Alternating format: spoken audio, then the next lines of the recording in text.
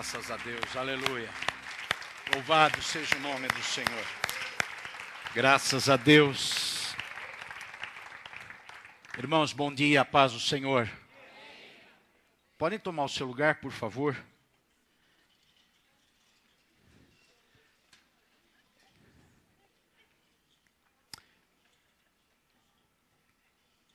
Desejo compartilhar com vocês o sentimento de satisfação que eu estou experimentando pelo que tem acontecido no contexto da nossa denominação, que de alguma maneira sempre afeta a nossa igreja, porque somos uma igreja que, embora tenha uma vida independente, como todas as igrejas do Brasil para Cristo, que possui uma administração própria e a liberdade de estabelecer um ministério de acordo com a visão dos seus pastores, mas fazemos parte de um contexto denominacional e somos uma daquelas igrejas que atua de uma maneira muito constante, muito presente e muito influenciadora dentro desse contexto denominacional. E sexta-feira e sábado agora, nós tivemos a inauguração de mais uma dessas estruturas que a nossa denominação tem criado no decorrer dos últimos anos, mais precisamente nas últimas 2 décadas e meia. A nossa igreja, que a maioria de vocês são pessoas novas. Quantos têm menos de 50 anos aqui? Olha que ponto que eu cheguei de falar que pessoas novas têm menos de 50 anos. Por pouco tempo, Leonor. Faça a festa aí por pouco tempo. Se alegre nos dias que o Senhor te deu ainda pela frente.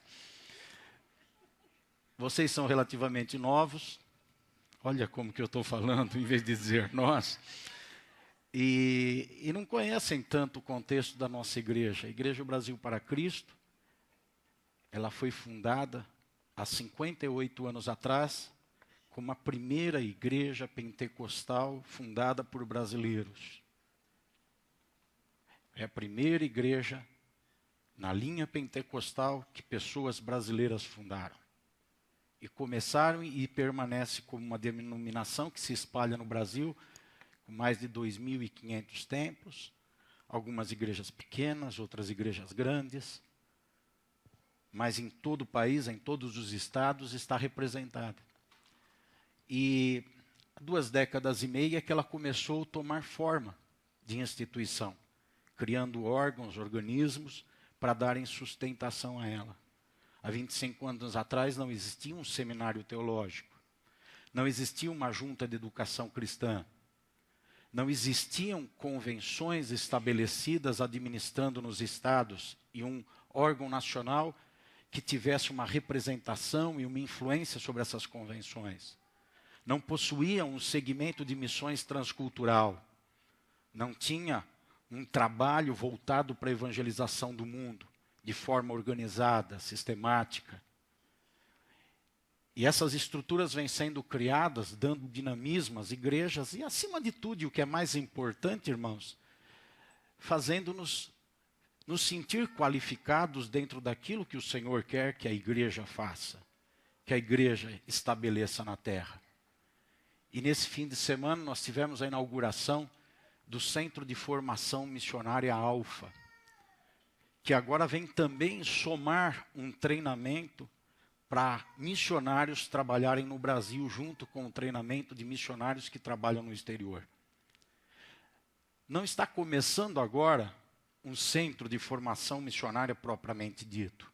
Já fazem 17 anos que recrutamos pessoas pela Missão Desafio, formamos pessoas, enviamos a campos missionários no exterior. Mas agora começa um trabalho que visa acelerar isso que acontece no exterior, fortalecendo e dinamizar e começar um trabalho no Brasil, formando missionários para a plantação de igreja nos lugares necessitados do Brasil, nos lugares onde há pouca ou nenhuma igreja, também em capitais que precisam sempre de mais igrejas para que o evangelho seja disseminado de uma forma que alcance todas as pessoas no nosso país. Eu estou dizendo da minha alegria, não só por ver nascer uma situação, mas por me sentir participante da situação que nasce. Esse Centro de Formação Missionário Alfa construído na cidade de Araçariguama, ele vem dar ao nosso aspecto de trabalho missionário uma solidez. Para vocês entenderem, nós éramos, em termos de formação de obreiros, como um povo. E a partir de agora, nós passamos a ser como uma nação. Qual que é a diferença entre um povo e uma nação? Um povo é um grupo de pessoas da mesma etnia, da mesma língua, que trabalham juntos, que vivem juntos, mas que não têm estabilidade. A nação é esse mesmo povo, porém com a estabilidade da terra. Peguem a história bíblica e percebam que Israel foi um povo formado. Um povo que viveu no Egito, um povo que viveu no deserto, um povo que peregrinou. Era um povo. Mas esse povo tinha um anseio, e Deus fez a promessa de cumprimento desse anseio. Qual era o anseio? Uma terra, serem transformados numa nação, possuírem um lugar onde se estabelecessem. E ali todas as características de povo fossem plantadas, semeadas, com raízes sólidas, profundas. Então Deus disse para eles, eu vou transformá-los numa nação. Vocês vão se estabelecer numa terra, eu vou dar uma terra para vocês. E eles foram plantados como uma nação e permanecem até hoje como uma nação, possuindo uma solidez. Então, no nosso aspecto missionário, nós éramos um povo. Os nossos missionários eram um povo. Nosso treinamento era um povo. Uma hora estava num lugar, outra hora estava no outro. Alugávamos uma chácara. Íamos para a Bolívia, onde temos uma base, que vai continuar servindo para estágio dos missionários transculturais. Íamos para aqui, já fizemos aqui, treinamento aqui. O pessoal vinha do Brasil e ficava dormindo ali na nossa hospedagem, e a gente montava uma estrutura, vinham aqui na igreja. Então era um povo nômade, que caminhava. E a partir de agora, esse povo passa a ser uma nação. E eu já estou vislumbrando o que vai acontecer, porque dezenas de casais, de jovens vão ser formados, cheios do Espírito, estão retidos num lugar, debaixo de disciplina, oração, jejum, ensinamento, durante o período de 1 ano, eles vão ficar ali. Outra coisa muito importante, até aqui, nós tínhamos como marco pessoas que voluntariosamente se sentiam chamadas, eram vocacionadas, e aí passavam por uma grande luta, porque tinham que convencer seus pastores de que eles eram vocacionados, para irem para um treinamento missionário. E a partir de agora vai começar a se estabelecer uma situação que os pastores vão escolher nas igrejas. Como Atos 13, aqueles que estão liderando a igreja são dirigidos pelo Espírito, e o Espírito diz, separa fulano e ciclano para a obra que eu tenho preparado. E são os pastores que vão chamar as pessoas e dizer, olha, tem um chamado na tua vida. E você vai para o Alfa para ser aperfeiçoado, capacitado dentro desse seu chamado. Nós tínhamos na quinta-feira, só aqui de São Paulo, mais de 50 pastores, a maioria deles presidentes de campo, participando da inauguração. Isso fomenta no coração deles a necessidade deles implantarem. Dos alunos que estavam lá, ontem à noite eu estive com os alunos do Alfa, e dos alunos que estavam lá, talvez 70%, 80% deles já nesse sistema. Os pastores chegaram neles e falaram, eu sinto que você tem um chamado. Se você também sentir isso, eu quero te encaminhar para você ser preparado. E esses irmãos oraram e sentiram direção. Alguns casais novos, eu lembrei de eu e a Leonor no começo do ministério, casal com 6, 7 meses de casado, que deixaram emprego, deixaram família, deixaram tudo e foram lá para o Alfa para saber o que Deus tem para a vida deles. Umas meninas bonitas, uns rapazes feios, como sempre acontece, e estão lá para serem formados e caminharem no atendimento da vontade do Senhor.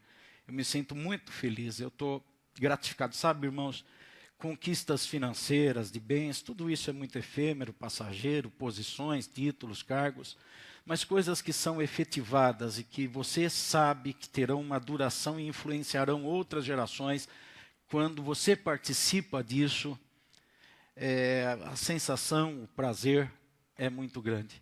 Espero que vocês que são membros dessa igreja, que participam assiduamente aqui, que contribuem com essa igreja, saibam valorizar esse sentimento, porque você faz parte de uma igreja que só por ser igreja, ela influencia outras gerações e outros lugares. Então você, de alguma forma, deve alimentar também esse sentimento de prazer. Deve se sentir abençoado por isso.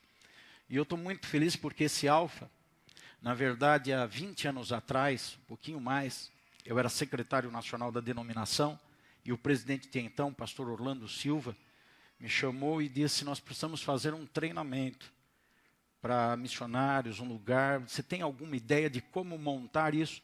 E naquela época, eu esquematizei todo um processo de trabalho. Não tinha nem computador quando eu fiz isso. Foi na caneta, numa folha de papel ao maço, ou 2 folhas, não lembro. Mas eu delineei todo o trabalho em algumas semanas e entreguei. E isso ficou parado esses 20 anos. Há 2 anos atrás, o presidente atual do Conselho Nacional, pastor Ivan, me procurou com a mesma questão: nós precisamos fazer alguma coisa. Aí eu busquei lá no fundo da memória e lembrei que tinha algo. Eu falei para ele: vou ver se eu acho algum rascunho, alguma coisa. E depois de alguns dias, eu achei em casa. Eu costumo sempre, fim de ano, jogar papel fora, né? Rasgar papel e jogar fora. Mas esse daí estava guardado lá, já embolorado, amarelinho, aquele papel maço amarelinho. Estava lá, tirei, aí digitei, organizei, entreguei. Começamos a trabalhar 2 anos atrás. Tínhamos 2 dificuldades. Primeiro, nós tínhamos a dificuldade de lugar, não sabíamos onde fazer. E segundo, quem estaria organizando isso? Quem estaria? Tem que ter sempre uma pessoa. Não pode existir na igreja um ministério se não tiver um ministro. Tem que ter alguém que incorpore a coisa, tem que ter alguém que assuma aquilo. Deus faz as coisas por meio de vidas de pessoas. Para uma família ser abençoada, tem que ter alguém na família que decida ser esse instrumento de Deus. Não estou falando todo mundo, não, estou dizendo alguém na família. Tem que ter pelo menos uma pessoa lá que decida ser o instrumento de Deus. Em tudo na vida é assim, na igreja, numa empresa, em todo lugar. Então nós temos essas 2 dificuldades: onde vai ser e quem vai ser. E onde foi resolvido, tínhamos até escolha, opções de lugares, e a nossa convenção de São Paulo tem 5, acho que são 5 alqueires, ali em Araçariguama, cedeu uma parte, em Comodato, e fez uma doação de outra parte, para que isso fosse estabelecido. Então o lugar estava definido. E vejam como Deus, eu estou pregando, irmãos, vou abrir um texto bíblico, evidentemente, vou falar sobre o que nós temos de assunto na semana, mas a Bíblia diz que tudo que é feito no templo deve servir para edificação. E se eu estou ocupando esses minutos é porque eu acredito que edifica a sua vida e que te ajuda na tua vida e no teu dia a dia. Então, veja como que Deus age. Quando, há 2 anos atrás, começamos novamente a pensar nesse assunto, só o pastor Ivan e eu, pensando nesse assunto e orando, fazendo algumas reuniões, nesse interim, o meu celular toca e o pastor Humberto Aragão, que é um dos homens mais renomados em missões no Brasil, com quase 40 anos trabalhando em missões no Brasil, na maior agência, que já foi líder da América Latina, nacional, dos líderes mundiais da OM, Operação Mobilização, que tem 6.300 missionários no mundo. E era pastor da Igreja Batista em São José dos Campos. O pastor Humberto Aragão, que tem participado com a gente de alguns simpósios, já há alguns anos, que tem caminhado perto da gente, naquele momento que eu e o pastor Ivan estávamos nos estruturando, trabalhando, para pensarmos como caminhar, e com aquelas 2 questões que eu falei com vocês na mente, toco meu celular e o pastor Humberto Aragão fala assim: eu quero ir no seu escritório conversar com você. Marcamos um dia, ele veio, eu sentei e ele me disse o seguinte: eu estou inquieto, o Espírito está me dizendo que eu tenho que somar com vocês. Eu tenho que vir para o Brasil para Cristo. Eu não sei porquê, mas o Espírito está me inquietando. Eu não falei uma palavra para ele, eu não disse do Alfa, mas lá dentro de mim eu falei: eu sei porquê. Eu já pensei que está solucionado o segundo problema, mas tivemos 1 ano e meio sem falar com o pastor Humberto Aragão, sem dizer uma palavra para ele sobre o assunto. Sem dizer para ele nada, para que deixasse que a decisão não fosse algo assim precipitado, momentâneo. E ele continuou falando com a gente, dizendo: não, olha, aquilo é isso que eu quero. E o pastor Ivan e eu, sempre que nos encontrávamos com ele, dizíamos: vamos dar mais um tempo, continue em oração, vamos ver se é isso que Deus tem preparado para você. Porque sabíamos da responsabilidade de um homem deixar um pastorinho numa igreja, irmão. Eu preguei na igreja dele, é uma baita de uma catedral em São José dos Campos, uma igreja rica, com muita gente rica dentro da igreja. Ele tinha um salário bem elevado. E ele teve que abrir mão de tudo isso por essa decisão que ele teve. e veio trabalhar com a gente, recebendo como recurso cerca de metade do valor que ele tinha de recurso na igreja como pastor da igreja lá. E nós deixamos 1 ano e meio amadurecer a ideia, e há alguns meses atrás, não sei precisar quando, mas alguns meses atrás é que nós falamos para ele, ele falou, não, eu venho realmente. Aí, eu sei quando foi. Ele falou para nós no começo desse ano, ele falou, em setembro eu estou entregando o pastoreio da igreja do ano passado. Em setembro eu entrego o pastoreio da igreja para somar com vocês. Quando ele entregou o pastoreio, aí nós falamos para ele, nós já sabíamos por que você estava vindo. É porque o Senhor tinha organizado toda uma situação. Tinha preparado toda uma situação. Isso tudo dá muita segurança para a gente. Eu estou muito feliz com esse mover de Deus. E saiba que a sua vida não é diferente quando você se coloca nas mãos do Senhor. Você faz um rascunho que pode ficar engavetado muito tempo. Mas se você continua servindo ao Senhor e vivendo com alegria no Senhor, chega uma hora que o Espírito Santo faz você lembrar daquele rascunho, faz você pensar naquilo que você tinha projetado, naquilo que você tinha desejado, naquilo que você tinha almejado fazer, e Ele mesmo começa a dar cores àquele papel que é branco e preto só. Aliás, o branco e preto não tem vida. Eu não falei nada, eu só disse isso, né? O que embeleza a vida são as flores no campo, as árvores. Não é isso mesmo? Essas coisas que embelezam a vida, né? Eu continuei sem falar nada, gente. Vocês têm umas interpretações que eu não sei de onde vem. Hoje aqui no culto, e durante a semana, nas casas, nos grupos pequenos, nos gêmeos, aqui, nas igrejas da regional, em cerca de 150, 170 igrejas no Brasil que trabalham com esse modelo, nós estamos falando sobre as nossas reações diante das injustiças. É impossível alguém, digo, não ter experimentado, não estar experimentando o sentimento gerado por contemplar injustiças ou mesmo por supostas injustiças. Injustiças profissionais, quando se percebe uma situação ou quando se protagoniza uma situação, quando está dentro de uma situação em que a injustiça é estabelecida. E às vezes supostamente estabelecida, porque tem vezes que podemos nos sentir injustiçados sem sermos. Mas o sentimento é o mesmo. Se você é uma pessoa que sofreu uma injustiça, ou se você se sentiu injustiçado, o sentimento é o mesmo. E as injustiças, basta ter duas pessoas convivendo, que elas ou se manifestam, ou nós nos sentimos injustiçados mesmo sem sermos, mas o sentimento experimentamos. Não temos como, irmãos, aniquilar as situações que geram injustiça, porque vivemos num mundo imperfeito e num mundo injusto. Não temos como acabar com as injustiças na terra. A injustiça no meio empresarial, a injustiça no meio eclesiástico, a injustiça até no conceito familiar daquela pessoa que se sente doando para o lar e a outra parte da família, do casamento, às vezes é alguém indiferente, alguém que não se importa, enquanto alguém luta pela família, o outro se acomoda, não está nem aí. A injustiça que o marido sente às vezes quando ele procura ganhar um dinheiro e economizar e a mulher torra o dinheiro, ou vice-versa. Ou vice-versa. Sem nenhum regalo, sem nenhum cuidado, sem nenhuma preocupação. E nasce o sentimento de injustiça. A injustiça da mulher que ama tanto o marido e não vê uma correspondência da parte dele em forma afetiva, em forma de palavras, em forma de comportamentos, e experimenta a injustiça. Enfim, a injustiça ela se manifesta em todas as áreas da vida e nós nunca vamos acabar com isso. Porque a injustiça só vai terminar quando for plantado na terra um reino milenar, governado por Cristo, que a Bíblia chama de um reino de justiça.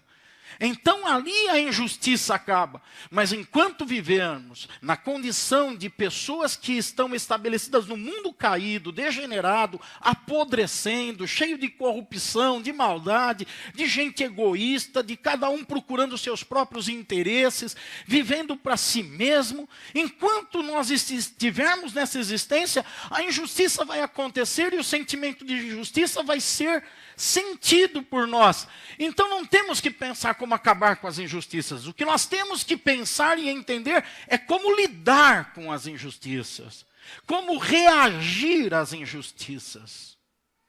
E eu penso que a base para aprender a como reagir diante das injustiças está em dois aspectos. O primeiro aspecto é a perspectiva métrica das coisas. O que eu estou chamando de perspectiva métrica das coisas? Existem pessoas que olham a vida e as situações da vida como centímetros. Outras olham como metros e algumas olham como quilômetros. As situações da vida sempre trazem um apelo bom, um apelo ruim, ou ambas as coisas juntas. E as pessoas que olham a vida numa perspectiva centimétrica, essas pessoas tendem a olhar, por exemplo, numa situação, o prazer do pecado como algo irresistível. Porque elas olham a vida numa perspectiva centimétrica. Então, quando surge a tentação, quando surge a situação do pecado, elas avaliam ali o prazer que elas vão ter e elas se entregam ao pecado. Alguém que olha a vida numa dimensão quilométrica, ela já avalia que aquele prazer lá na frente vai refletir em situações tão amargas, tão tristes, tão doloridas, que ela repensa toda a situação e ela tem a capacidade de reagir de uma maneira positiva diante da situação do pecado. A mesma coisa quanto à tribulação. A pessoa que olha a vida numa perspectiva centimétrica, diante da tribulação, ela, eu não aguento, ela não suporta, ela larga tudo, ela chuta o pau da barraca, ela desiste, ela desanima, porque estou sofrendo muito, e ela faz um monte de besteiras. Agora, aquele que olha a tribulação numa perspectiva mais longa, de quilômetros, como se a vida fosse em quilômetros, ela já vai entender que agora ela passa uma dor, mas a Bíblia tem uma promessa que o choro dura uma noite, mas a alegria vem pelo amanhã. Então ela não enxerga só a noite, ela enxerga o amanhã, e aí ela sabe suportar a tribulação e permanecer equilibrado, permanecer firme, permanecer consistente. Para que a gente saiba reagir corretamente às injustiças, é importante, é necessário ver a vida de uma perspectiva quilométrica. É essencial olhar um todo e não olhar parcialmente. Um outro aspecto que nos ajuda a entender como reagir positivamente às injustiças é nunca olhar a vida numa perspectiva comparativa. É nunca estar comparando o que acontece com a tua vida com o que acontece com a vida do outro. Nunca estar comparando quem você é com o que o outro é. Nunca estar comparando o que você tem com o que o outro tem. Nunca estar comparando as oportunidades que você recebe com as oportunidades que o outro recebe. É nunca fazer da tua vida uma situação sob uma perspectiva comparativa. Saiba que você é uma pessoa, um indivíduo, que é tratado por Deus, que existe um planejamento de Deus na tua vida, que existe uma forma de Deus agir com você, que existe uma maneira de Deus tratar com você, porque você não é igual a ninguém, você não é nem melhor nem pior do que ninguém, você não tem mais ou menos do que ninguém. Aos olhos de Deus, você é especial, e aos olhos de Deus, a outra pessoa também é especial, e Deus tem um outro tipo de plano com ela, um outro tipo de tratamento, um outro tipo de agir. Então você olha o tratamento de Deus e aceita o tratamento de Deus. Aí você não vai viver na perspectiva comparativa. Essas duas situações são a base para reagir positivamente diante das injustiças que acontecem. Nós temos um exemplo bíblico que eu quero olhar com você, de uma pessoa que experimentou reações negativas diante das injustiças que ela avaliou, existirem, mas que ela teve o bom senso de perceber a situação, de voltar à razão e de começar a aprender a agir de uma maneira positiva, a reagir de uma maneira positiva diante daquilo que supostamente ela julgou ser injustiça. Eu estou falando de um músico, de um cantor, de um compositor bíblico, autor de 12 salmos, um homem chamado Asaf. Um homem que participou dos 2 maiores reinos de Israel na terra, o reino de Davi e o reino de Salomão. Esse homem chamado Asaf era uma criança, um menino, quando Davi trouxe a arca de Deus para Jerusalém. E os irmãos que têm acompanhado a Bíblia Sagrada e lido, sabem que houve um tempo na história do povo de Deus que a arca, que representava a presença de Deus, e na verdade era a presença de Deus, porque Deus havia estabelecido isso, era uma outra dispensação, não é a de hoje. Hoje a presença de Deus está em nós, mas naquela época a presença de Deus se manifestava em lugares específicos. E através da arca da aliança, a presença de Deus era manifestada. A arca da aliança garantia a glória de Israel, a honra do povo de Deus, daquela nação. A arca da aliança era um símbolo da vitória nas batalhas, do suprimento, do alimento, da vida moral do povo. A arca da aliança era tudo para Israel. E durante um tempo ela esteve na mão de outros povos. Quando a arca voltou para Jerusalém, o que Davi fez? Quem é que sabe? Quem é que lembra o que Davi fez? Festejou através de dança, de cântico. Ele pulou, saiu dançando, cantando. Lá estava Asaf, um menino talvez de 8, 9 anos, no meio da multidão, festejando, pulando. Mas Asaf tinha um desejo tão grande por Deus, que ele não ficou só no meio da multidão. Ele atravessou a multidão, largou seus pais, correu. Os historiadores dizem que ele correu e chegou perto de Davi. Se aproximou até de Davi, para festejar junto com o rei. De tanto que ele gostava da presença de Deus. Na verdade, Asaf quer dizer Deus se apoderou dele. Só o nome Asaf já tem um sentido muito forte. Aquele de quem Deus se apodera, em quem Deus se manifesta. Asaf era um menino. E Asaf foi crescendo, evidentemente. Davi tinha um sonho de construir um templo. Deus disse que ele não iria construir. Quem iria construir era o filho dele, era Salomão. Davi saiu do reino, chegou Salomão, assumiu o reino. Davi ajuntou os recursos para construir o templo. E agora Salomão, novo, moço, mais novo, ele está agora preparando a construção do templo. Ele está juntando os recursos que seu pai havia armazenado. Ele começa a construir o templo. Está chegando o momento de inaugurar o templo. E Asaf está por volta de 60 anos de idade agora, 65 anos de idade. Aposentado. Porque os levitas não podiam servir como entidade. Chegava um tempo em Israel que os levitas, e Asaf era levita, ele era compositor, ele era músico no reino de Davi, ele cantor, dirigiu o coral, mas chegava uma determinada época que necessariamente, por ordem divina, eles tinham que parar as suas atividades e deixar que outros fizessem. E Asaf agora já não estava lá dentro do tabernáculo, no caso de Davi, para oferecer o louvor, a música. Ele tinha suas 12 composições talvez guardadas ou cantadas por Israel, mas ele já não era o regente, ele já não estava à frente. Asaf estava agora carregando aquele sentimento que as pessoas que não se preparam para parar sofrem. Aqueles que não se preparam para envelhecer sofrem. Aqueles que não se preparam para os filhos casarem e sair de casa sofrem. Aqueles que não se preparam para aposentar sofrem. Aquele sentimento de que agora eu sou nada, agora eu estou desprezado, agora eu estou aqui no canto, agora ninguém liga para mim. Asaf está vivendo esse momento aos seus 60 e poucos anos de idade, quando Salomão resolve chamá-lo e dizer: eu preciso de alguém especial para conduzir a cerimônia de inauguração do templo. Eu preciso de alguém especial para dirigir os cânticos, a música.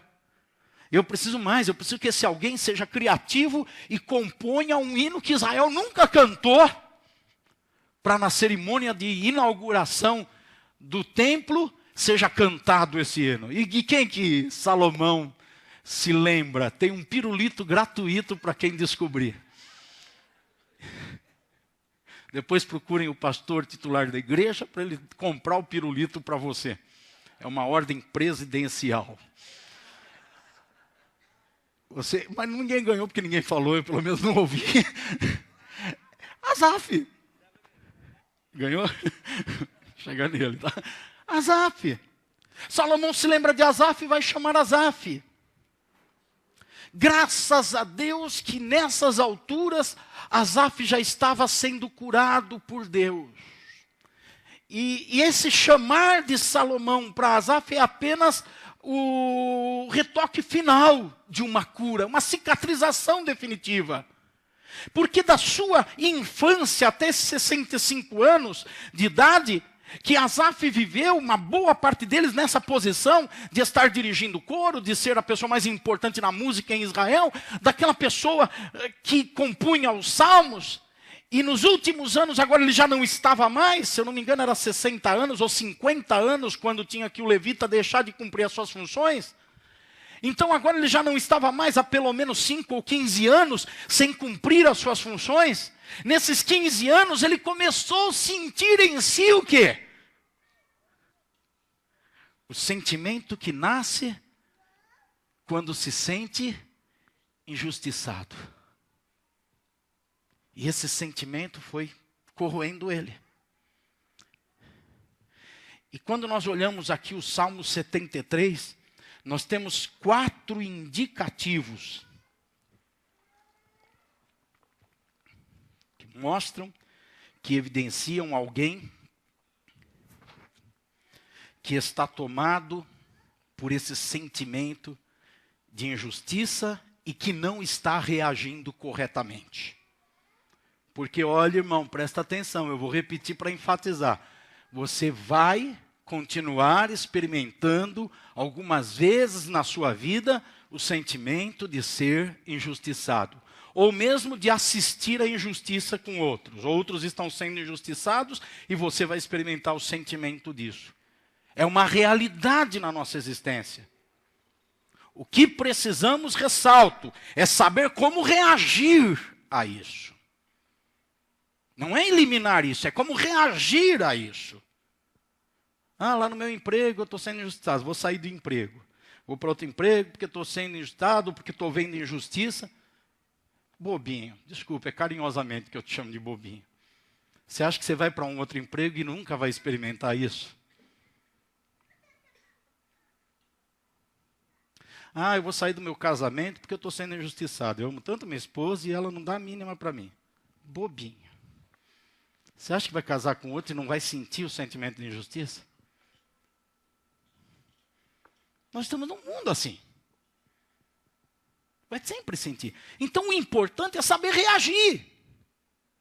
E Asaf, no primeiro momento, não soube. Sofreu em demasia. Ele chega a dizer, olha o versículo 2 e 3 do Salmo 73. Quanto a mim, os meus pés quase tropeçaram, por pouco não escorreguei. Versículo 2. Quando ele foi envolvido por essa reação errada à injustiça, ele quase se desviou. Numa outra versão da Bíblia, eu acho que é atualizada, diz, quase me desviei. Aqui diz, eu me escorreguei. Ou seja, eu quase me afastei de Deus. Imagina o grande músico Davi desviar, o grande músico Asaf desviado, afastado de Deus. Ele não desviou, mas ele diz, eu quase desviei. Porque não teve as reações corretas diante do sentimento que nasceu dele de injustiça. Ele não reagiu corretamente. Eu percebo 4 indícios, como eu disse para vocês, que mostram uma pessoa que não está sabendo reagir corretamente às supostas injustiças que sofre ou que assiste outros sofrerem. O primeiro, aqui no capítulo 13, no versículo 4, ele esquece daquela perspectiva que eu falei que não se deve viver, que é a comparativa, e ele faz comparação entre ele e outras pessoas, E ele vê pessoas que não se dedicaram como ele, que agora estão bem. Asaf, eu não sei até que ponto a gente lê, a gente estuda, a gente pega livros, e a gente tem informações. Eu não achei na Bíblia, pode ser que esteja lá e eu não achei. Mas eu li que Asaf, no fim da sua vida, quando ele está com esses 60 e poucos anos, ele não tem uma condição social muito boa. Ele está morando numa casinha simples, ele não tem muitos recursos, ele não tem muitos bens, teve uma vida toda dedicada, uma vida toda no serviço de Deus, e ele talvez olha para as casas do lado, aí já é especulativo, ele olha para as casas do lado, vê casas grandes, vê pessoas que não estavam nem aí com Deus e parece que tudo está bom com eles. Ele está tendo algumas dores, talvez, de artrite, de artrose. E o seu vizinho lá, que fumou a vida inteira, com 80 anos, está fazendo Cooper.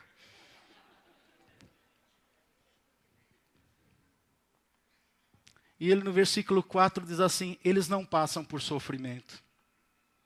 Eu estou aqui sofrendo. E eles não passam por sofrimento. Quando você vai acompanhando o versículo 4 até o 11, ele fala assim, eles não ficam doentes.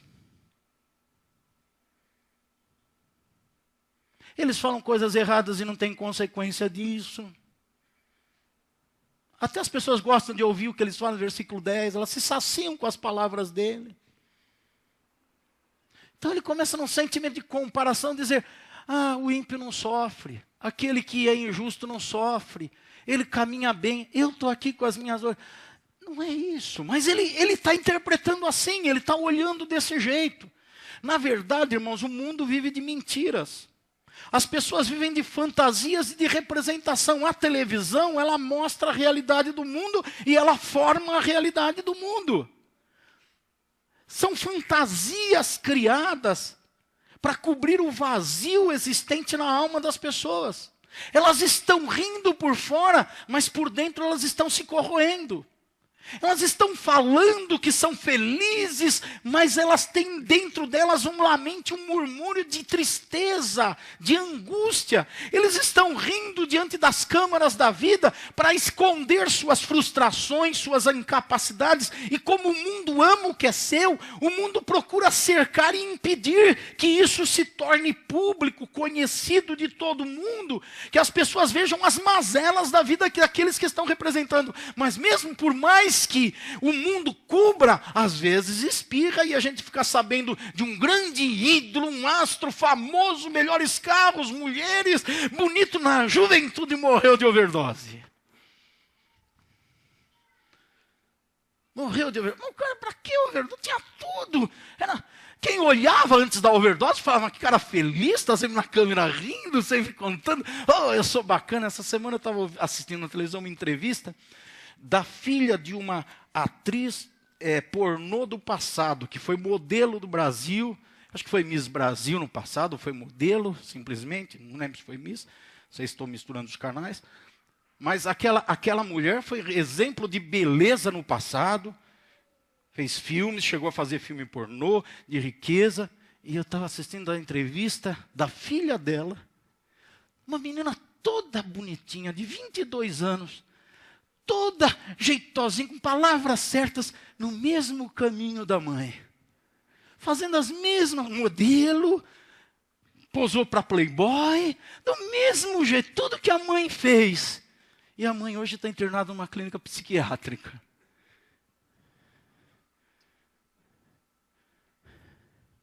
Perspectiva centimétrica, não quilométrica da vida. E a gente olha aquela menininha lá de 22 anos, toda feliz, com independência financeira, com dinheiro, todo um corpinho, ó, pá, perfeito. Os homens aí, não imagine nada. Mas aquele corpo... E quem está pensando nisso e vendo aquilo, não está olhando o que aconteceu. Nem ela mesma está vendo o que está acontecendo com a vida dela. Porque assim é o mundo. Esse mundo de ilusão, de fantasia, de engano, que as pessoas estão sorrindo, não choram na frente de ninguém, mas choram no corredor escuro da alma delas o tempo inteiro. Não falam palavras de dor, mas remoem essas palavras de dor interiormente. Nós não, nós somos desbocados, a gente quer chorar, a gente chora mesmo, a gente lamenta mesmo, mas acontece o seguinte, a gente chora e vem um Deus com seu lenço consolador, com o Espírito Santo para enxugar nossas lágrimas, para nos confortar. Agora a gente está caído, mas daqui a pouco a gente já está levantado, já está feliz, já está correndo de novo, e a gente é o que é de verdade.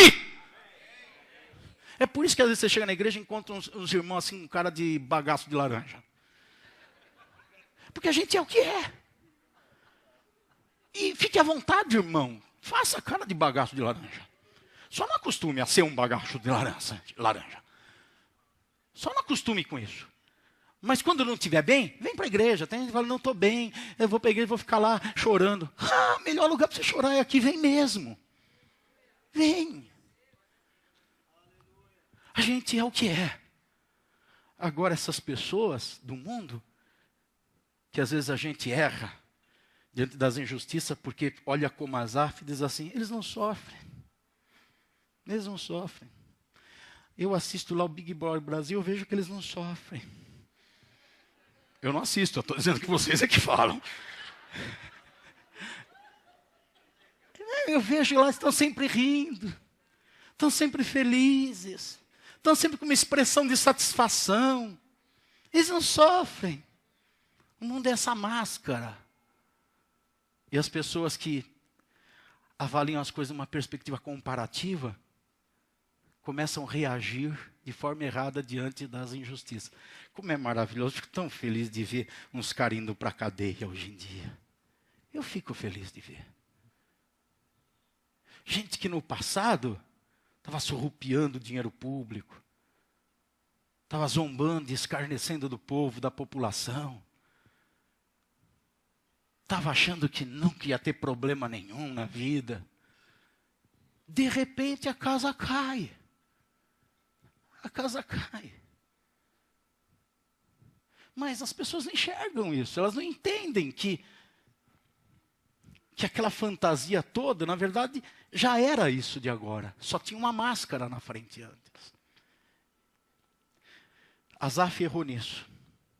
Eles não sofrem. Segundo indício de uma reação errada diante das injustiças, é Asaf dizendo assim, olha, eu tenho preocupações, mas aquelas pessoas que não se importam com Deus, elas vivem tranquilas. Eu vivo preocupado, eles vivem tranquilos. Olha o versículo 12. Assim são os ímpios, sempre despreocupados. Desculpe de te chamar, se couber em você novamente essa expressão bobinha. Você acha que eles não têm preocupação? Talvez você fique pensando assim, eu vivo preocupado porque está faltando dinheiro para pagar a conta de água. Aqueles que não ligam de Deus e têm tanto dinheiro, eles não têm preocupações. Bobinho. A Bíblia diz que é melhor um bocado seco de pão sobre a mesa, numa casa onde existe paz, do que uma mesa farta, cheia de alimento, onde persevera a contenda, a discórdia e a discussão. E aqueles que se afastam de Deus têm uma vida de contenda, de aparências, mas de contenda, de tristeza e angústia. Mas tem aqueles que também não são ricos e que vivem despreocupados porque querem ficar ricos. A Bíblia traz peso sobre aqueles que querem ficar ricos. Quem quer ficar rico aqui? Se quer, agora não confessa dentro do contexto da mensagem, né?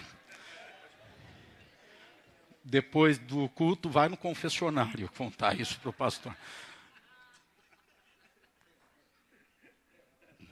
Dá uma olhada na Bíblia comigo lá, por favor, 1 Timóteo, capítulo 6, versículo 9. 1 Timóteo 6, 9. Vamos aproveitar a tela e ler juntos na tela? Esse está na tela, tem alguns versículos que talvez não esteja, esse está. Vamos lá? Os que querem, não é os ricos, aí é os que? Os que querem.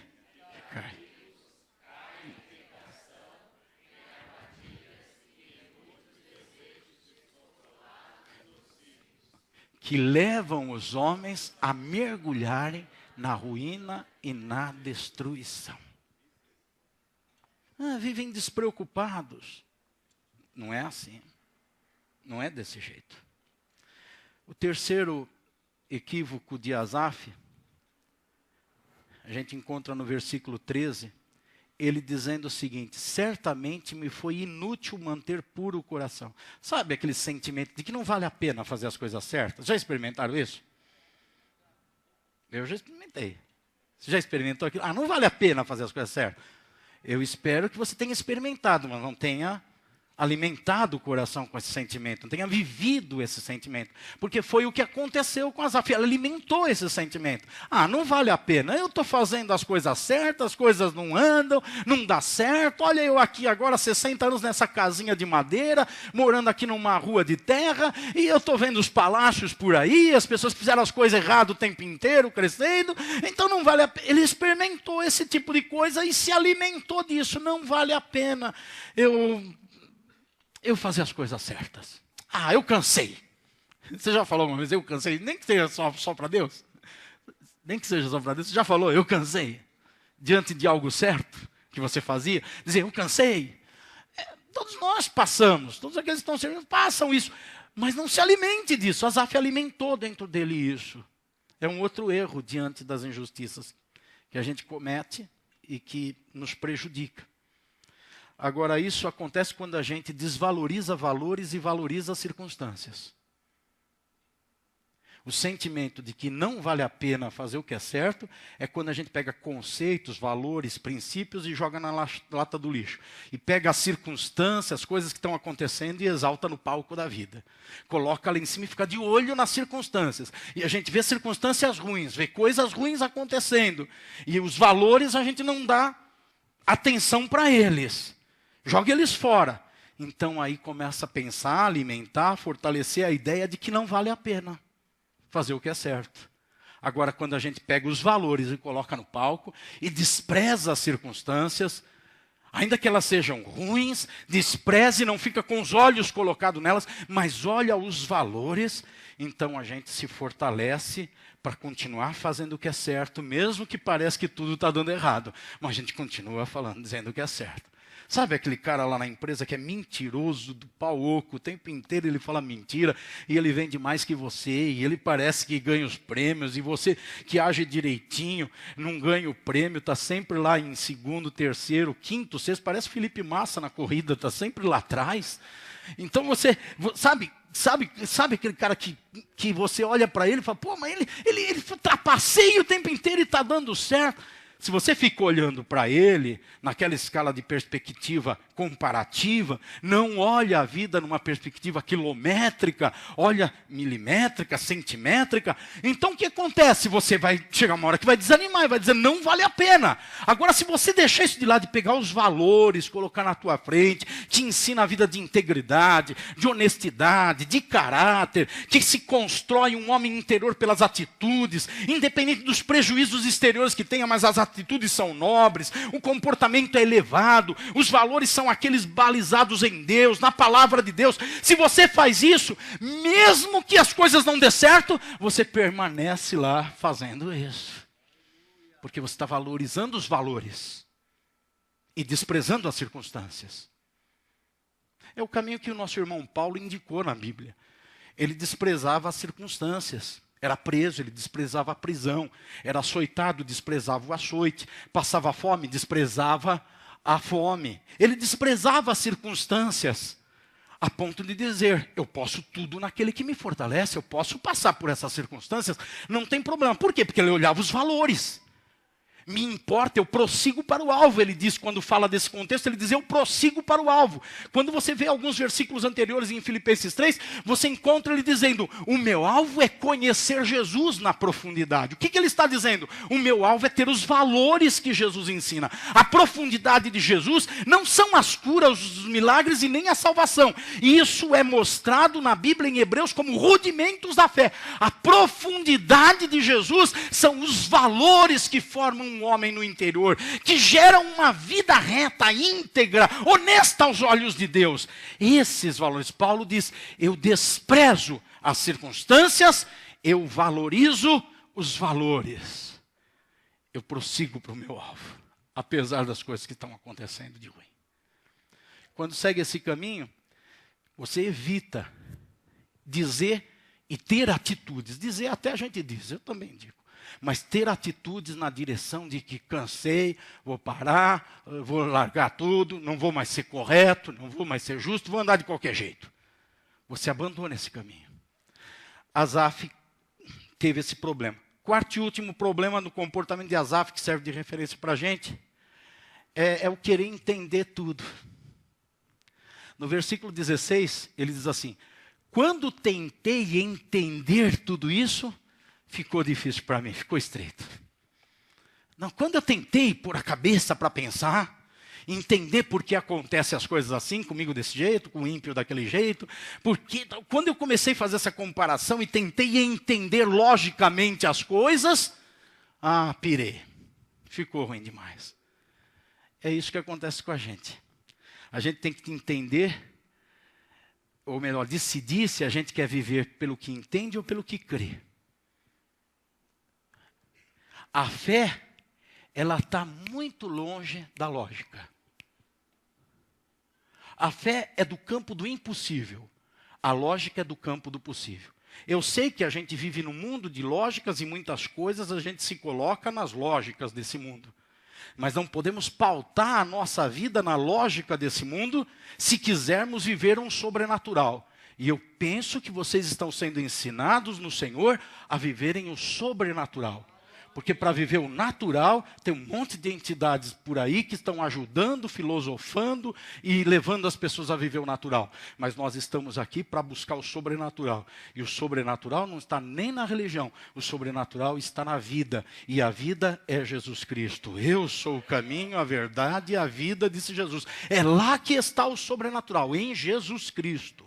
Ele é o sobrenatural. E nós não estamos na igreja por causa da lógica ou do natural. Nós estamos na igreja por causa do sobrenatural. Então temos que viver como crentes. E o crente não é aquele que entende tudo, mas é aquele que crê em tudo. Ele acredita no que Deus fala, independente das circunstâncias e da lógica das coisas. Lá vai eu. Entenda, pastor, depois de 30 anos no mesmo lugar, ele começa a falar as mesmas coisas. Eu estou quase 30. Então eu falo a mesma coisa. História de Jonas, da velhinha, lembra? Quem que lembra a história de Jonas, da velhinha? Quem lembra aí? Então não sou o único velho aqui. A velhinha que foi no médico. Lembra? Não? Vou contar, vamos contar. Rafael, você vem falar para mim, conta para nós. Eu nasci, você já estava contando essa historinha por aí.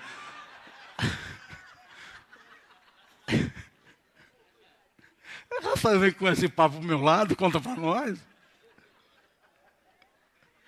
A velhinha que foi no médico, e o médico era cético, só dentro da lógica, e falou para ela assim, a senhora continua crente, acreditando nessas histórias que nem a de Jonas, que um grande peixe engoliu Jonas, e ele ficou vivo lá, não dá, mostrou no quadro lá a garganta do maior peixe que tem, não dá para passar, tal. A velhinha falou, depois de toda a história, a velhinha falou para ela, doutor, eu continuo acreditando. Porque se a Bíblia falasse que foi Jonas que engoliu a baleia, o grande peixe, eu também acreditava. É uma fé simples. É uma fé pura. É uma fé que não tem entendimento nessa situação. Eu não consigo entender como que alguém ressuscita depois de 3 dias e já estando podre lá dentro quando começou o processo de decomposição. Eu não consigo entender como alguém que vai para uma cruz, morre, é pregado, depois ressuscita, levanta do meio dos mortos. Eu não consigo entender como que Jesus vai aparecer nas nuvens e não vai cair.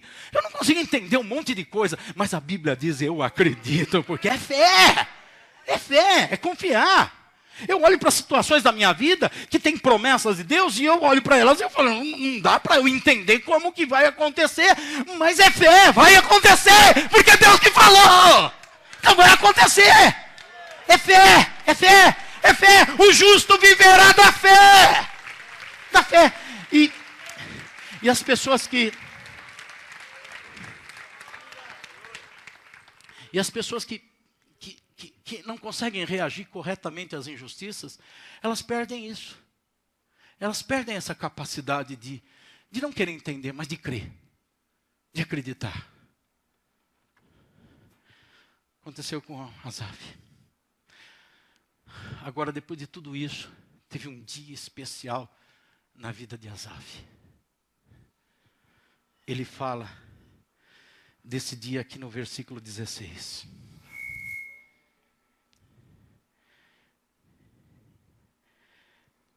Melhor, no 17. Até que entrei no santuário de Deus. Do versículo 17 para frente muda tudo. Até o versículo 16 você vê um homem olhando para aqueles que não se importam com Deus e dizendo, eles não sofrem. Você olha no versículo 12 e encontra esse homem dizendo assim, eles vivem despreocupados. Você olha no versículo 13 e você encontra esse homem dizendo, não vale a pena. É inútil guardar o coração puro. Não vale a pena. Você olha no versículo 16 e você encontra um homem dizendo assim, eu quero entender as coisas. E estou meio confuso de querer entender. Aí quando você começa o versículo 17, você vê um homem dizendo, mas tudo mudou quando eu entrei no santuário de Deus. Mas espera um pouquinho, nós estamos falando de um homem com seus 60, 50 e poucos anos, antes de ser chamado para o Salomão para voltar para o santuário, mas que passou a vida dele dentro do santuário. Nós estamos falando de um levita que viveu dentro do santuário. E que depois, quando ele se aposentou, ele foi assolado por esse sentimento de injustiça e não soube reagir, mesmo tendo vivido dentro do santuário. Então, como que ele diz agora, quando eu entrei no santuário, sabe o que aconteceu? Na verdade, não é quando ele entrou no santuário, mas é quando o santuário entrou dentro dele. Ele viveu uma vida inteira entrando no santuário, mas o santuário não entrava dentro dele. Os valores do santuário, o que representava o santuário, a presença de Deus do santuário, a glória de Deus no santuário, a vida de Deus no santuário, não entrava dentro dele. Embora ele estava lá tocando, embora ele estava lá cantando, embora ele estava fazendo todo o serviço de diretor de música do santuário, ele entrava todos os dias no santuário. Agora ele faz uma declaração, mas agora, quando eu entrei no santuário, seria muito comum alguém dar o testemunho dizendo, olha, eu nunca entrei numa igreja, eu nunca ouvi uma pregação, e quando eu entrei na igreja a minha vida mudou, não é? Seria comum a gente ouvir isso. Agora nós estamos ouvindo alguém dizer, quando eu entrei na igreja, alguém que entrou a vida inteira na igreja. E como a gente vive esses problemas, a gente não, as pessoas que têm esse problema. Como tem pessoas que vivem esse problema de estarem entrando no santuário a vida inteira, mas que o santuário nunca entra dentro deles. O santuário nunca encontra uma oportunidade de entrar neles. Agora nós encontramos Asaf, graças a Deus pela vida de Asaf, porque esse homem, ele chega um momento, aos 65 anos, que ele é chamado para voltar ao santuário. E ele diz, quando eu entrei agora no santuário, o que aconteceu quando ele entrou no santuário? Quando ele saiu do campo religioso, dos dogmas, dos ritos, das obrigações do santuário, e ele entrou na presença de Deus, na vida, na paz, na alegria do Espírito Santo. Quando na verdade essas coisas entraram nele, o santuário entrou nele. O que acontece? No versículo 19 ele disse, falando sobre aqueles que se afastam de Deus, eles são destruídos de repente. A vida deles está tomada de sobressaltos. Parece que está indo tudo bem, de repente cai um avião na casa deles. Parece que está tudo certo, parece que está tudo caminhando bem, de repente tem uma notícia que acaba com tudo. Olha a diferença daquele homem que comparativamente está dizendo, eles não sofrem, eles não têm problemas, não vivem preocupados. Agora ele está dizendo, na verdade, a destruição vem de repente sobre eles. Quando eles menos esperam, eles são destruídos. Não existe segurança para aquelas pessoas que se afastam de Deus. É como uma casa construída sobre areia. Quem olha fala é um palacete. num sentido figurativo, eu imagino que o vento veio e a casa de Asaf de madeirinha ficou lá em pé. E o palácio do lado caiu. Fique tranquilo. Se o santuário entra dentro de você, não tem tempestade que vai derrubar a tua vida. Porque a bênção do Senhor enriquece e não acrescenta dores. O que vem de Deus não vem hoje para ser destruído daqui a pouco. O que vem de Deus vem com estabilidade, vem com segurança. O que Deus dá com segurança. O que mais que acontece quando ele entra no santuário, ou melhor, quando o santuário entra diante dele? Ele para de olhar para os outros. Agora eu vejo um homem olhando para si no versículo 21. No versículo 21 ele já não está falando dos outros, ele está falando de si. Ele fala, quando o meu coração estava amargurado. Até o versículo 16 ele está olhando para os outros e chegando a essas conclusões que eu estou falando para vocês. Porque comparativamente ele está vivendo. E não está sabendo reagir às injustiças. Está vendo muita coisa, querendo entender muita coisa, não está sabendo reagir. Agora, do 17, ele entra no santuário e agora ele passa a olhar para ele. Ele fala, quando eu estava amargurado. Ele não havia vigiado sobre o seu coração. Olhe Provérbios 4, versículo 23.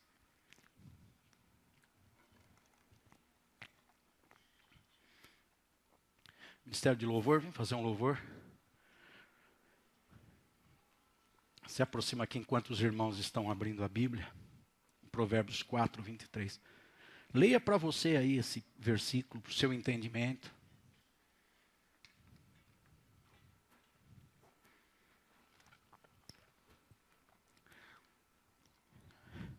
Asaf, irmãos, ele não guardou o seu coração.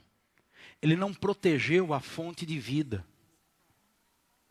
A reação errada diante das injustiças leva a gente a não guardar o nosso interior. E ele ficou amargurado. Quando uma pessoa fica amargurada, não olha para dentro de si, sabe o que ela faz? O seu emocional é mexido. E a sua capacidade de discernir fica prejudicada. E como ela não tem capacidade de discernir, o que ela vai fazendo na vida? Tomando decisões erradas. Decisões do dia a dia. Decisões em coisas cruciais, com quem vai casar, e em coisas pequenas, compro isso ou não compro isso. Vai tomando decisões erradas, porque é alguém que não guardou o coração. O emocional ficou abalado. O discernimento foi prejudicado e agora perde o senso do que é certo e do que é errado. Perde a capacidade de perceber coisas, o que é certo e o que é errado. O mundo está assim, parem um pouco, gente. Pense, não é isso que está acontecendo no mundo. As pessoas perderam o senso do que é errado, do que é certo. Perderam a capacidade de raciocinar. Porque não guardaram o coração. Vocês sabem que outro dia entrou um grupo de pessoas lá no CT de um time aqui do Corinthians e quebrou tudo. E tinha policiais lá parados, sentados, cruzado o braço. Alguém sem discernimento deu ordem para eles fazer aquilo. O policial está obedecendo. Não sei se foi um capitão, se foi o presidente do clube, não sei quem foi. As pessoas roubando o celular dos outros, quebrando o carro, fazendo anarquia, xingando, tentando bater nos outros, e os policiais param. Perdeu o senso, o mundo perdeu o senso, a sociedade perdeu o senso. Daqui a pouco a gente está dando para bandido aposentadoria, plano de previdência social, INSS. Hã? Já tem, né? O cara vai preso, tem seguro, recebe, tá? É uma boa ideia para quem está desempregado. Não me ouçam em tudo que eu falo. Tem momento que tem que apagar. Que é só ironia nesse momento. Mas esse mundo está assim. Está desse jeito, porque as pessoas perderam o senso. Não guardaram o coração. Mas agora quando você olha, volta a olhar para Asaf. Não no versículo 16 para trás, mas do 17 para frente. Você vê um homem que agora está olhando para si mesmo. Um homem que está, quando olha para os outros, ele olha na perspectiva certa. Não, esse daí está sorrindo, ele está dando uma de bacana, mas ele está semeando errado. Então não adianta, ele está tendo uma vida errada, não adianta. Ele está lá na televisão, é famoso, está lá, mas a vida dele não recomenda. Então não adianta, uma hora a casa cai. Ele está olhando na perspectiva certa, não está sentindo inveja, não está ficando revoltado, não está dizendo eu vou parar de fazer o que é certo. Não, ele está olhando agora com os valores do santuário dentro dele. Então ele começa a olhar para dentro dele, ele reconhece seus erros, ele reconhece suas falhas, ele reconhece os seus pecados, ele não fica procurando culpados, ele não culpa Deus, não culpa pessoas, ele olha para si mesmo, ele agora olha para dentro dele, e ele começa a entender que o maior patrimônio da vida dele se resume no versículo 28, no versículo 28 ele diz, bom mesmo para mim é ficar perto de Deus. Não é a casa de madeira ou o palácio, não é as preocupações que tem e que supostamente aqueles que não buscam Deus não têm, não é o sofrimento que tem e aqueles que não buscam a Deus não têm, não é nada disso que é importante. Bom mesmo para mim é ficar na presença de Deus, é ficar perto do Senhor. Sabe por quê? No versículo 23 ele diz, é o Senhor que me sustenta. No versículo 24 ele diz, é o Senhor que me dirige. No versículo 26 ele diz, é Deus que me fortalece nas minhas fraquezas. Por isso é bom ficar perto de Deus. Vamos ficar em pé.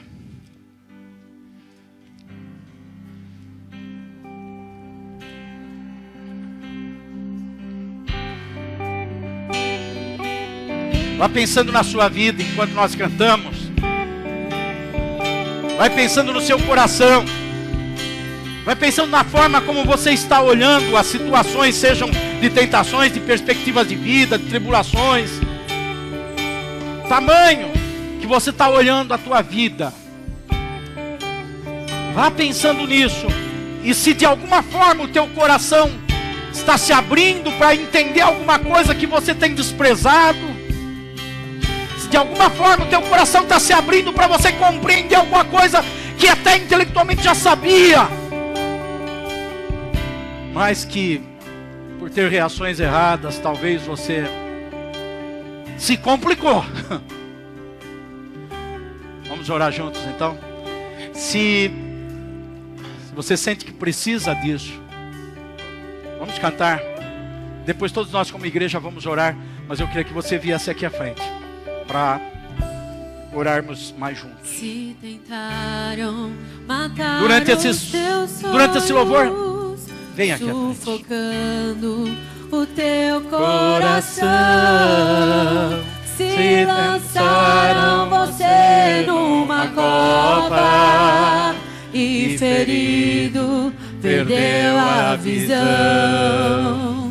Se tentaram matar os teus sonhos, sufocando o teu vem à frente, não fique com o coração indeciso. Se lançaram você. Mais importante é ficar perto de Deus. É mais importante do que qualquer coisa. É ficar perto de Deus. Perdeu a visão. Não desista, não pare de crer. Os sonhos de Deus jamais vão morrer. Santuário na tua vida, irmão. Santuário na tua vida é o mais importante. Dentro de você. Levanta teus olhos e vê. Deus está restaurando os teus sonhos e a tua visão.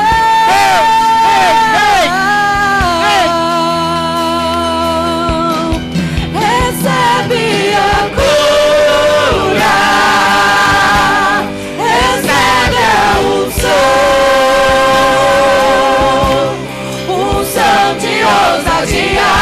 Unção de conquista, unção de multiplicação.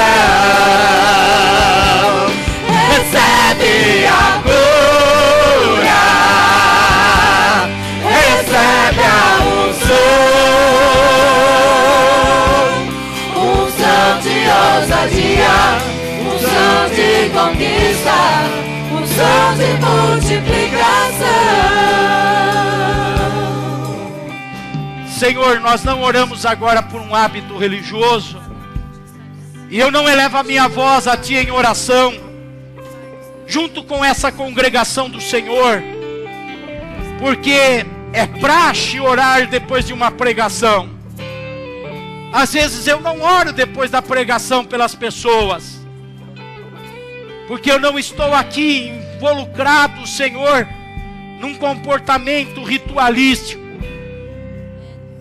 Eu sinto realmente no meu coração, no meu espírito, o desejo de entrar na Tua presença em oração em favor de quem deu passos nesta manhã, na busca do santuário. Não para entrar no santuário, porque eu penso, pelo que vejo, que a maioria das pessoas que estão aqui entram no santuário, mas provavelmente alguns deles têm sentido que os valores do santuário não têm tido a liberdade que deveriam ter de entrar na vida deles, e agora eles chegam aqui à frente numa atitude de entrega ao Senhor, para dizer ao Senhor: entre com os teus valores na minha vida. Oh Deus, nós temos base suficiente na tua palavra para acreditar que aquele que chega a ti de maneira nenhuma o Senhor vai desprezar, que o que vem à tua presença não sairá de mãos vazias, que aquele que busca o Senhor vai achar o Senhor, que aquele que bate na tua porta, o teu celeiro se abre para fornecer o que é preciso. E por acreditar nisso, Senhor, é que eu estou orando no final dessa mensagem, para pedir que as tuas mãos sejam colocadas sobre a vida desses irmãos, e que as tuas mãos tragam os valores do santuário. E aqueles dentre nós que não temos conseguido reagir positivamente diante das injustiças, munidos dos valores do santuário dentro de nós agora, tenhamos a capacidade de ter a reação certa diante das injustiças que sofremos, diante das injustiças que assistimos pessoas próximas a nós sofrerem. E nós, como cristãos, com o coração voltado para ti, não suportamos essas coisas com naturalidade, mas nos ajude a ter a capacidade de reagir de maneira certa. Asaf, o teu servo lá do passado, Senhor, ele chegou a dizer que quando ele teve uma reação errada, quase os seus pés escorregaram para dentro de um abismo. Oh Deus, e agora serve isso de ilustração para a nossa vida. E aqueles que estão com os seus pés resvalando o abismo, sejam nesta manhã transportados sobre a rocha, para que com os pés na rocha permaneçam firmes mesmo diante das situações de injustiça que estão perto deles. Pai, ajuda-os. Eu lhe peço, eu preciso disso, eu quero isso, Pai. Que quando essas pessoas que estão aqui na frente virarem o seu corpo para voltar ao seu lugar, voltem cheios do alívio da tua resposta, Senhor. Voltem mais leves, voltem mais alegres, voltem mais confiantes, porque aquele que entra na tua presença lá recebe toda a força necessária. E durante o transcorrer desse culto, em todos os momentos, nós fomos entrando na tua presença.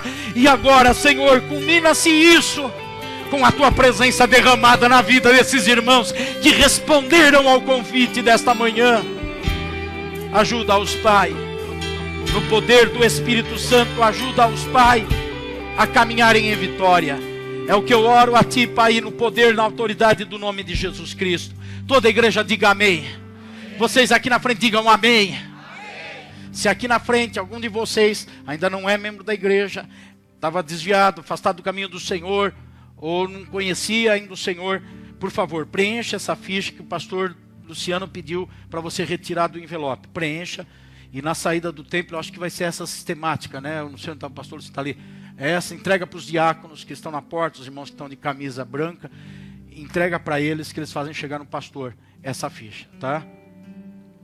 Deus abençoe vocês. seja com vocês. Ó, o santuário está aí, tá? O santuário está aí com vocês. Deus abençoe. Recebe a cura, recebe a unção de ousadia, unção de conquista, unção de multiplicação.